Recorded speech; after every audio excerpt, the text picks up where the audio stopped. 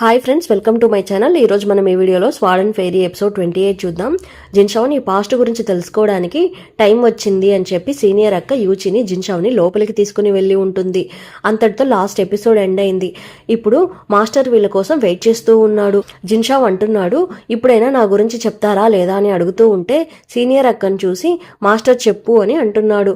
ఆ సీనియర్ అక్క చెప్పడం స్టార్ట్ చేస్తుంది. యూచి వాళ్ళ అమ్మ షూయు గురించి చెప్తూ ఉన్నారు. వాళ్ళ అమ్మకి చాలా ఎనర్జీ అవసరమైంది.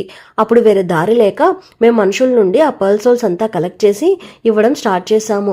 కానీ మనుషులు చనిపోయేటప్పుడు విరక్తితో చనిపోతున్నారు కదా, దాన్ని బాడీలోకి తీసుకొని వాళ్ళ అమ్మ బాడీ అంతా ఫుల్ నెగటివ్ ఎనర్జీ స్ప్రెడ్ అయిపోయింది.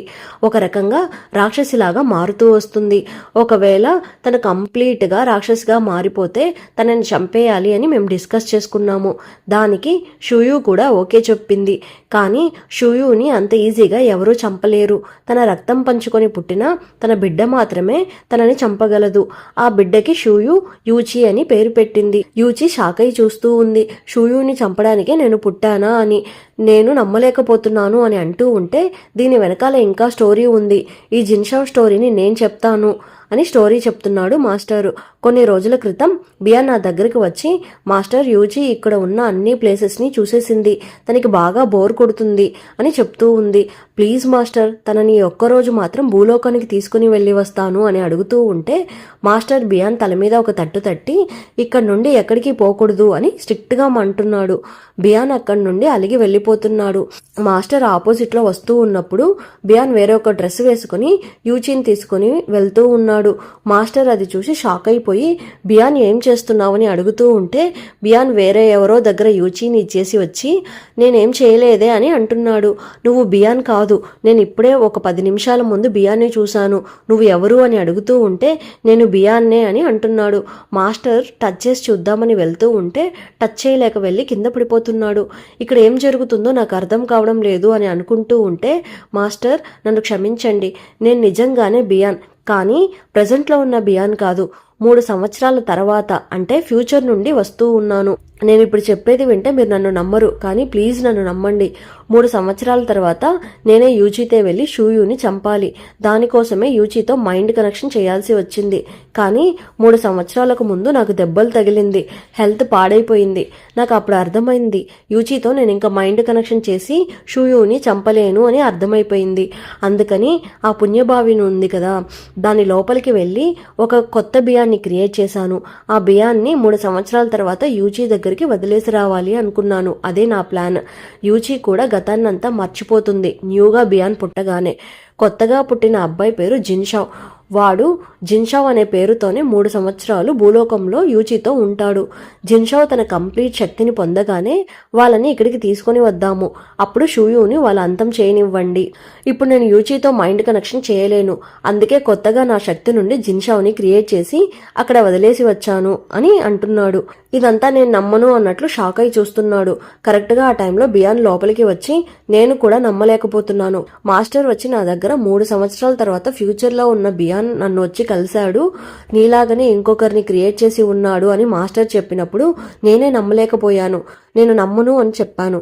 కానీ తర్వాత మేమిద్దరం భూలోకానికి వెళ్ళినప్పుడు అక్కడ యూచి మైకంలో ఉంది. యూచి పక్కనే ఒక అబ్బాయి ఉన్నాడు. యూచికి నేను ట్రీట్మెంట్ చేసేసి పక్కన ఉన్న అబ్బాయిని సరిగా గమనించలేదు. తర్వాత అబ్బాయిని చూసి నేను షాక్ అయిపోయాను. అప్పుడే నాకు అర్థమైంది నేనే జిన్షావ్ అని ఇంకొక పర్సన్ని క్రియేట్ చేశాను అని. నాకు అప్పుడు కొంచెం షాక్గానే అనిపించింది అని అంటున్నాడు. బియాన్ ద్వారానే ఆ పుణ్యభావి నుండి జిన్షావ్ని క్రియేట్ చేసి ఆ ప్లేస్లో వదిలేసి వెళ్ళిపోయారు. ఎందుకంటే దెబ్బలు తగిలి వీక్ అయిపోయిన బియాన్ ద్వారా యూచితో మైండ్ కనెక్షన్ చేయడం కుదరదు. జిన్షావ్ని క్రియేట్ చేసి దాని ద్వారా యూచితో మైండ్ కనెక్షన్ చేసి యూచి హెల్ప్తో ఆ షూయుని అంతం చేద్దామని. ఇదంతా వినగానే జిన్షావ్ యూచి వీళ్ళిద్దరూ ఇంతకు ముందే ఆ పుణ్యభావి దగ్గరికి ముందే వెళ్ళి గూమాస్టర్ని తీసుకురావడానికి వెళ్ళి ఉంటారు కదా, అప్పుడు అతను చెప్పి ఉంటాడు కదా, ప్రాణాన్ని తిరిగి ఇస్తే నువ్వు కంప్లీట్గా గతాన్ని మర్చిపోతావు, జ్ఞాపకాలంతా ఏమీ ఉండదు అని. దాన్ని తలుచుకొని షాక్ అవుతున్నారు. అయితే నేను ఆ షూయుని చంపడానికి బియాన్ ద్వారా క్రియేట్ అయ్యి యూచికి హెల్ప్ చేయడానికి పుట్టిన పర్సన్నా అని అడుగుతూ ఉంటే అవును అని అందరూ అంటున్నారు. అలానే యూచి షూయుని చంపడానికి కోసం మేము దత్తత తీసుకుని పెంచుకుంటున్న అమ్మాయి, ఇదే ఒరిజినల్ రీజన్ అని చెప్తూ ఉంటే జిన్షావుకి కోపం వచ్చేస్తుంది. ఫైట్ చేయడానికి ట్రై చేస్తూ ఉంటే యూచి ఆపేస్తుంది. సీనియర్ అక్క సూయు అవుట్ ఆఫ్ కంట్రోల్లోకి వెళ్ళిపోతున్నారు. సముద్రానికి పిచ్చి పట్టేలాగా అయిపోయి తనే డైరెక్ట్గా వెళ్ళి ఆ పర్ల్ సోల్స్ కోసం వెతకడం స్టార్ట్ చేస్తుంది.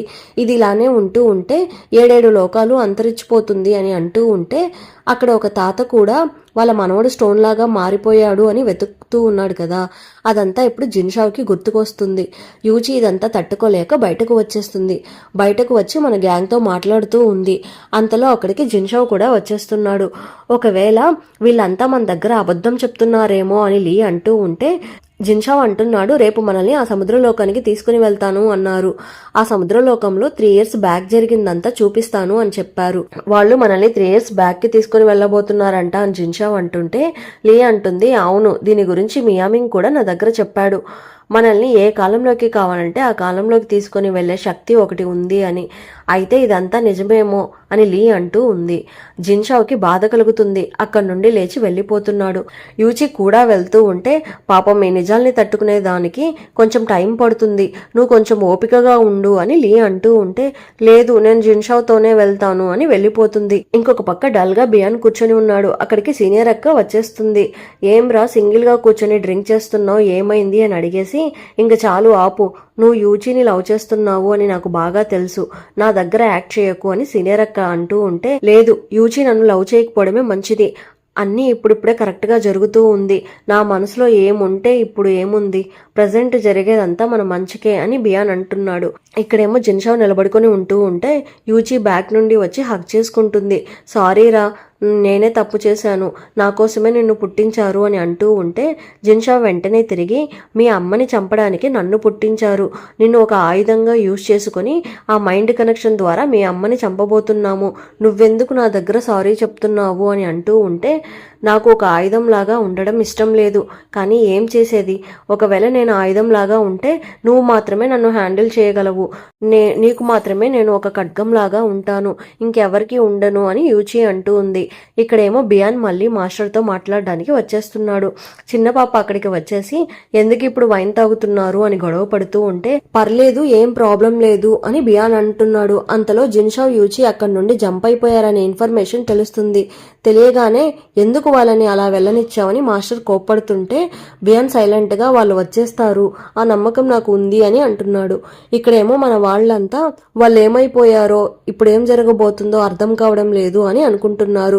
వాళ్ళు ఎంత దూరం పారిపోగలరో అంత దూరం వాళ్ళు పారిపోతే మంచిది, నేను హ్యాపీగా ఫీల్ అవుతాను, వాళ్ళు చాలా చిన్న పిల్లలు, వాళ్ళు కూడా ఇంత స్ట్రెస్ని ఎలా తట్టుకోగలరు అని ఫాక్స్టెమాన్ అంటున్నాడు.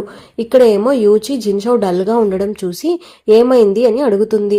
ఈ భూమిని కాపాడడానికే నన్ను పుట్టించారా, అలా పుట్టించే ముందు నా పర్మిషన్ ఏమైనా తీసుకున్నారా, నేనెందుకు కాపాడాలి, నాకే ఇదంతా అర్థం కావడం లేదు, మనం ఇద్దరం ఆ విలేజ్లో పేదవాళ్ళలాగా ఉన్నా చాలా హ్యాపీగా ఉన్నాము, అలానే ఉంటే చాలా బాగుండేది అని జిన్షావ్ అంటున్నాడు. సరే రా, అయితే వెళ్ళిపోదాం, ఈ రోజంతా ఫుల్గా ఎంజాయ్ చేద్దాం అని యూచి ఆ విలేజ్కి తీసుకుని వెళ్ళిపోతుంది. అక్కడికి వెళ్ళి క్రాకర్స్ అన్ని కాల్చడం చూస్తుంది. నెక్స్ట్ డిఫరెంట్ ప్లేసెస్కి వెళ్ళి తిరుగుతూ ఫన్ చేస్తున్నారు. అంతా అయ్యాక ఒక టెంపుల్కి వెళ్తున్నారు. ఆ టెంపుల్లో చాలా మంది వాళ్ళ విషెస్ని రాసి పెట్టి ఉన్నారు. నాకు పిల్లలు పుట్టాలి, నాకు జాబ్ రావాలి, నాకు మనీ కావాలి అని చెప్పి చాలా కోరికలు రాసి పెట్టి ఉన్నారు. ఇదంతా చూసి దేవుడు ఎవరో కూడా తెలియదు, అయినా ఇంతమంది ఇలా రాశారు కదా, ఇవన్నీ నిజంగానే జరుగుతుందా అని యూచి అడుగుతూ ఉంటే ఏమో నాకు తెలియదు, వీళ్ళు దేవుడు ఉన్నారు అని నమ్మకాన్ని ఆకాశాన్ని చూసి ప్రే చేసుకుంటున్నారు. ఒకవేళ ఆ ఆకాశం మాత్రమే వీళ్ళ కోరికల్ని తీరుస్తుందేమో, ఒకవేళ అదే దేవుడేమో అని అంటున్నాడు. అక్కడి నుండి వస్తూ ఉంటే యూచిని కూతురు అని ప్రీవియస్ ఎపిసోడ్లో ఒక ఆవిడ అంటూ ఉంటుంది కదా, వాళ్ళు వచ్చేస్తున్నారు. సారీ యూచి, లాస్ట్ టైం నీ దగ్గర పిచ్చిదానిలాగా బిహేవ్ చేశాను అని అంటూ ఉంటే మీకు ఇప్పుడు క్యూర్ అయిపోయిందా అని యూచి అడుగుతుంది. అవును, నా వైఫ్ మళ్ళీ ప్రెగ్నెంట్ అయిపోయింది, ఇప్పుడు మళ్ళీ తను నార్మల్ అయిపోయింది అంటూ ఉంటే యూచి చాలా హ్యాపీగా ఫీల్ అవుతుంది. నువ్వు టచ్ చేసి చూడు అని ఆవిడ అంటూ ఉంటే యూచి వెళ్ళి టచ్ చేసి చూస్తుంది. చెవి పెట్టి సౌండ్స్ వింటుంది. నాకు సౌండ్స్ ఏం వినిపించడం లేదు అని అంటుంది. ఇప్పుడు సౌండ్స్ వినిపించదు, ఎందుకంటే బేబీ చాలా చిన్నగా ఉంది. కానీ నాకు మాత్రం నా బేబీ హార్ట్ బీట్ వినిపిస్తుంది.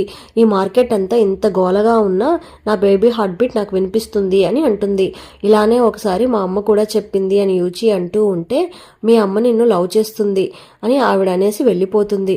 యూచికి ఇదంతా విని కొంచెం బాధగా అనిపిస్తుంది. వెంటనే జిన్షా యూచిని అక్కడి నుండి తీసుకుని వెళ్ళిపోతున్నాడు. ఏం చేయాలో అర్థం కావడం లేదు. కానీ ఈ ప్రజలంతా చాలా హ్యాపీగా ఉండాలి అని నాకు అనిపిస్తుంది. మళ్ళీ మనం అక్కడికి వెళ్ళిపోదామా అని అడుగుతూ ఉంటే, ఈ ఊర్లో మళ్ళీ నీ చేయి పట్టుకుని తిరిగే ఛాన్స్ వస్తే నేను చాలా హ్యాపీగా ఫీల్ అవుతాను. అలా అవకాశం మళ్ళీ వస్తే బాగుంటుంది. సరే, ఈ లోకాన్ని కాపాడే బాధ్యత మనకి ఉంది. మనం ఇక్కడ నుండి బయలుదేరదాం. ఇక్కడ చూసావా, నీ జేడ్ టోకెన్ నా దగ్గర ఉంది అని చెప్పి మళ్ళీ దాన్ని యూచీకి వేసేసి మళ్ళీ మనం నార్మల్ అయిపోయాము. ఇంక నుండి ఏం ప్రాబ్లం వచ్చినా నేను నీతోనే ఉంటాను, నిన్ను వదిలి నేను ఎక్కడికి వెళ్ళను అని చెప్పేసి యూచీని హక్ చేసుకుంటున్నాడు. ఇక్కడ బియాన్ డల్ గా నిలబడి ఉంటుంటే సీనియర్ అక్క వచ్చేస్తుంది. బాధలో వైన్ తాగాలి అని అనిపిస్తుందా, మాస్టర్ పిలుస్తున్నారు, వెళ్ళి మీట్ అవ్వు అని అంటుంది. మాస్టర్ ఏమో ఇక్కడ వైన్ తాగుతూ ఉంటే, ముందే మీ హెల్త్ బాగాలేదు, ఇప్పుడు ఈ వైన్ తాగడం వలన ఎన్ని ప్రాబ్లమ్స్ వస్తుందో మీకు అర్థమవుతుందా అని బియాన్ తిడుతూ ఉన్నాడు. పర్లేదు అని మాస్టర్ అంటూ ఉంటే, చనిపోయే ముందు మనమిద్దరం కలిసి తాగే వైన్నా ఇది అని చెప్పేసి మాస్టర్ దగ్గర నుండి వైన్ తీసుకుని తాగుతున్నాడు. నేను చిన్నప్పుడే ఇక్కడ నుండి పారిపోయి ఉంటే బాగుండేది కదా అని అంటూ ఉంటే, నువ్వు అలా చేసి ఉంటే నేను చాలా హ్యాపీగా ఫీల్ అయ్యేవాడిని. ఇప్పుడు నువ్వు ఇలా బాధపడడం నేను చూడలేకపోతున్నాను అని మాస్టర్ అంటున్నాడు. అయినా నువ్వు పారిపోయే టైప్ కాదు అని మాస్టర్ అంటున్నాడు. అవును, నేను పారిపోయేవాడిని కాదు. ఒకవేళ నేను అలా వెళ్ళిపోయి ఉంటే మీరొక్కరే ఈ కష్టాన్నంతా సింగిల్గా హ్యాండిల్ చేయాల్సి వచ్చేది. నెక్స్ట్ జన్మలో అయినా నేను మీకు ఒక జూనియర్ లాగా పుట్టి హ్యాపీగా ఉండాలి. నెక్స్ట్ జన్మలో కలుద్దాం సీనియర్ అని చెప్తూ ఉంటే, నన్ను క్షమించు, మనకి ఇంకొక జన్మ ఉంటే మళ్ళీ అప్పుడు కలుద్దాం, హ్యాపీగా ఉందాం. ఈ జన్మలో మనం బాగా కష్టపడ్డాము, కానీ వేరే దారి లేదు అని మాస్టర్ అంటున్నాడు. మన వల్ల జిన్షా యూచి కూడా కష్టాలు పడుతున్నారు అని అంటున్నాడు. అంతలోనే ఆ చిన్న పాప వచ్చి మళ్ళీ ఎందుకు డ్రింక్ చేస్తున్నారు అని అరుస్తూ ఉంది. పర్లేదు, ఈరోజు వాళ్ళని వదిలే అని సీనియర్ అక్క అంటూ ఉంది. బియాన్ ఆ చిన్న పాప ఇద్దరు బయటకు వెళ్ళిపోయి ఇద్దరు కలిసి హ్యాపీగా ఆడుకుంటూ ఉన్నారు. వీళ్ళిద్దరూ ఇలా ఆడుకోవడాన్ని మాస్టర్ సీరియస్గా చూస్తూ ఉన్నాడు. వీళ్ళకి ఏమవ్వబోతుందో ఏమో అని. అంతటితో ఎపిసోడ్ ఎండ్ అయింది. మళ్ళీ నెక్స్ట్ ఎపిసోడ్లో చాలా మంది నా ఛానల్ని సబ్స్క్రైబ్ చేయకుండానే చూస్తున్నారు. ప్లీజ్ సబ్స్క్రైబ్ చేయండి, అలానే లైక్స్ వేయండి. మీరు వేసే ఒక్కొక్క లైక్ నా ఛానల్ని వేరే వాళ్ళకి రికమెండ్ చేస్తుంది. ప్లీజ్ సపోర్ట్ చేయండి. Thanks for watching.